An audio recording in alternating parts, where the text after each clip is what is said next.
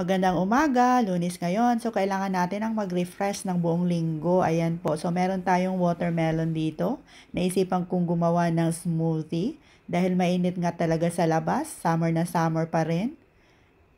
Ang sarap, nakaka-refresh talaga. Hindi lang sa katawan, kundi sa mind.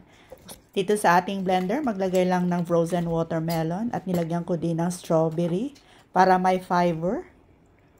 At maglagay din tayo ng milk. Almond milk po yung ginamit natin. Pwede din naman kayong gumamit ng fresh milk or whole milk.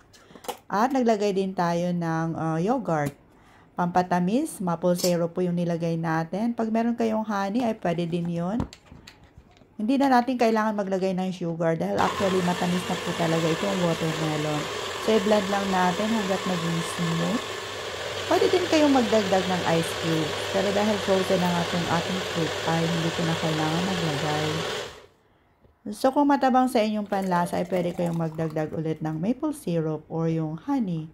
So ililipat na natin dito sa ating tall glass. Ayan, nag-garnish pa ako ng watermelon para fresh na fresh. At eto na po yung ating napaka-refreshing na watermelon smoothie. I-try nyo na din itong gawin mga mamshay at siguradong magugustuhan nyo rin po.